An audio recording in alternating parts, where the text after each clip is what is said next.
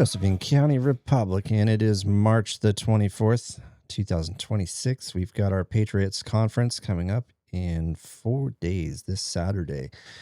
So if you haven't bought tickets for that, please go to www.jocorepublicans.org. Scroll down a little bit, click the donate button. All the tickets are for sale there. A lot of great speakers. So anyway, without further ado, we've got our newly appointed commissioner, Gary Richardson. So I did an interview with him today after he was done with work, and he came over and he met me. And let's get into it, ladies and gentlemen. I have with me Commissioner Richardson, Gary Richardson. Thank you for coming. I appreciate it. Good to meet you. So I just had some questions. What made you step up and decide to serve as a commissioner? Well, there's been a lot of turmoil in the county. I've been familiar with public governance for 21 years on the District 7 school board. I had quite a bit of experience in my professional life dealing with large groups across time zones and stuff like that. So I thought I'd be able to step in and make things a little bit calmer. Cool. And how long were you on the school board? 21 years. And you're still on the school board? Yes, through 2029. Excellent. At least. Okay, great. So, that was really going into my second question about telling me so a little bit about your background. So and you did that. Well, yeah, but what about natural gas? Oh, yeah, please. Compressor controls. And okay. I think we got those on like 80% of the upstream natural gas compressors in the United States. And oh, cool. So it's been a really successful product, and we got worldwide certs on that. Oh, thing, cool. Which means you get the North American certs, and then there's the European Union, which is ATEX cert. And then you go into, they call it rest of the world, which is IEX, EX certs. Those are for hazardous locations. And man, you should read the regulations that the EU has. Wow. The documentation is crazy. So yeah, I was confident that stepping into a role of commissioner that it wouldn't be any more complicated than that. Cool. So what are your top priorities for the county right now? Well, besides just serving well and, following the law, really laws and policies are the social contract that we have with each other. Mm-hmm. It's how we say we're going to behave and interact. And, you get outside those norms and then bad things happen. So try to follow those.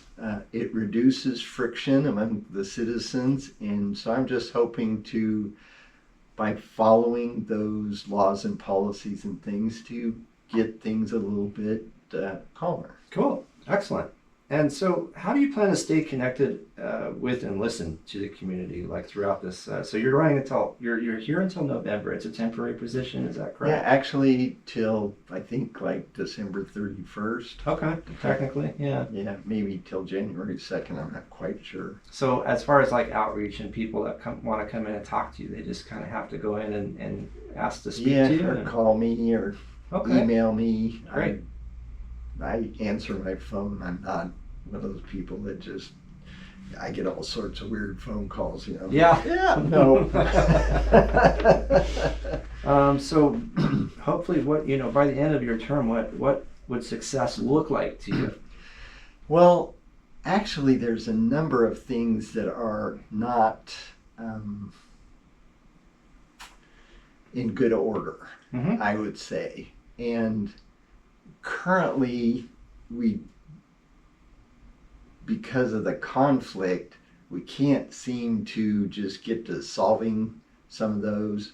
Like the county charter has some pieces in it that are illegal. Courts have said that's a no-go. Wow. We should take those out. Yeah. Just housekeeping, right? We know they're not legal, take them out. So I'd like to try just that simple piece so that nobody has to be mad. Everybody knows it's illegal. Let's just take that piece out. Good. kind of get the community into realizing there's a path forward to get this thing where we want it to be. One that's a little more controversial is the 4-H Extension Service taxing district. I'm actually going into that now, trying to see how it was formed, what's the language, how does that work. There's some issues with what happened with that. I kind of agree with what the previous commissioners did there. I'd like to see if we can't change that language so that that money could go toward the things people seem to think it should go toward instead of the actual language, right? Okay. So. Cool. Well, I think that's all I have, unless you had anything that you wanted to add. Oh, I have so much more. Okay. Economic development, I am like, one of the things that really struck me as I first started in the job is people would come up and we're the poorest county in the state. I'm not proud of that. It's a thing, and I will acknowledge it, but let's not be the thing we're proud of. Yeah. So I'd like to change that. Excellent. Grants Pass, by virtue of being right here on I-5 and also right at the edge of Josephine County, gets a lot of economic activity with the Medford urban area. I think we send 5,500 to 6,000 people a day Oh, go wow. to Medford for work. Really? Brings that money back into Grants Pass. The rest of our county doesn't have that kind of advantage. So in particular, I would like to see the Illinois Valley and Cave Junction to get their level of economic activity up. Of course, if you want economic activity, you got to have good law enforcement. Yeah. So for that, I'm always talking about the three-legged stool. You got to have the jail, you got to have the district attorney, you got to have the sheriff.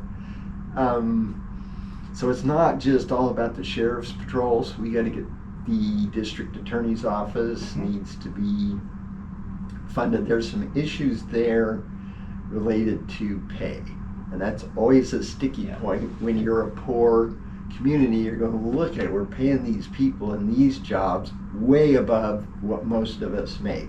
Sure. Well, okay, but if you want attorneys, they're going to cost you more Yeah. than our average that we have. And if we don't have those attorneys, then we don't get things prosecuted. Right. The things that really annoy us. There was a constituent talking to me about a homeless person, did some vaping, took off all their clothes, took forever to, the current way the rules work, you got to give him a bunch of time and stuff. They finally arrested him, took him away.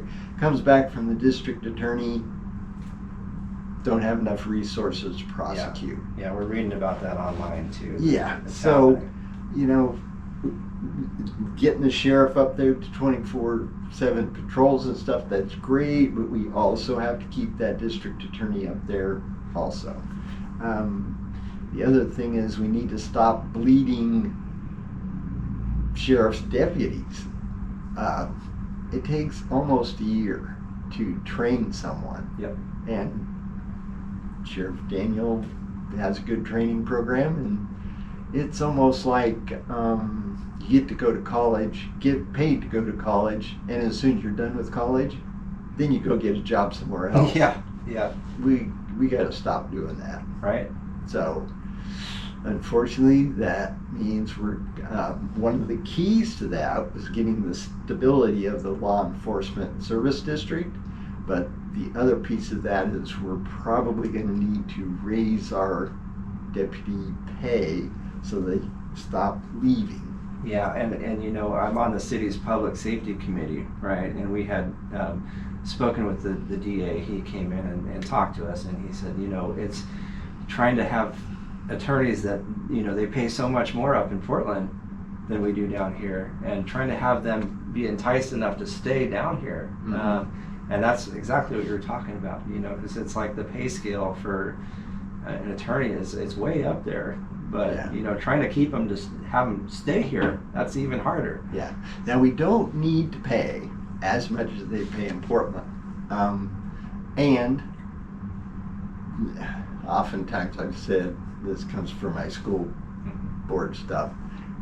Our biggest export is our kids. Yeah. A lot of our really great kids, they leave the area because they can work in these much more economically rewarding jobs. Right. And we don't have those jobs here.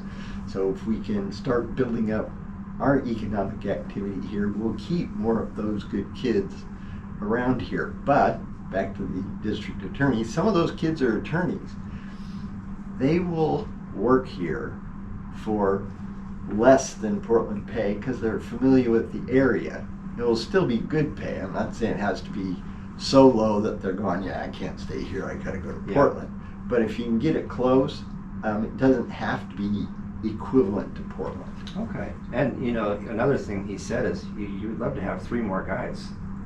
So to make things happen in the Right. DA's office, having 3 more staff, he said that would be the number. Well, he has positions, but he can't fill them, so I think that goes back to the pay. Gotcha. Cool. So we're coming up on budget season, so I'll be working on that, trying to focus on some actual goals for the budget. And those goals are going to go back to what can we do to make the Illinois Valley and Cave Junction stand up better. I mean, Cave Junction, they're only large enough that I think they can budget for 40 hours a week of Okay. a sheriff's deputy. But you have to have 2 if you Oh. have a serious thing going on, then you need backup. Yeah. Right? Yep. Well, so realistically, some kind of way through the budget process, I'm trying to figure out how we can make sure that we have 2 Excellent. out there Yeah. so that serious issues can be dealt with in fairly short response time. I mean, and that's a major pipeline to the coast too. I mean, I don't know what the statistics were as far as travelers that go through Cave Junction, like 6,000 a week or something to that effect, or maybe it was more than that. But it's a huge, It's a huge part of our community.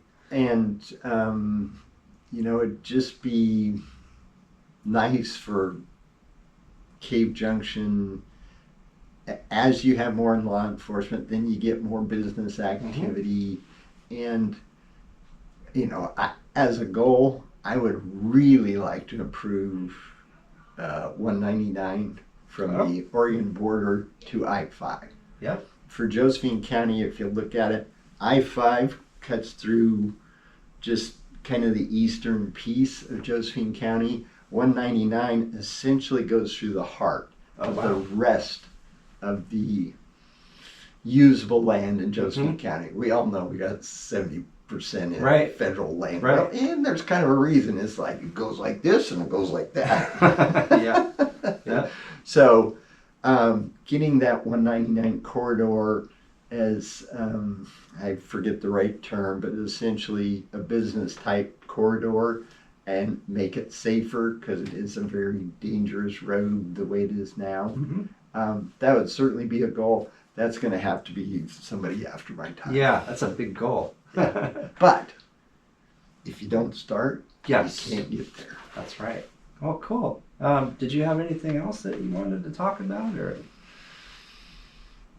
That's it. Okay. Well, thank you. I appreciate the interview, and I will put this out on the podcast probably in the next day or 2. Okay. So, thank you very much, Gary. Gary Richardson, everybody.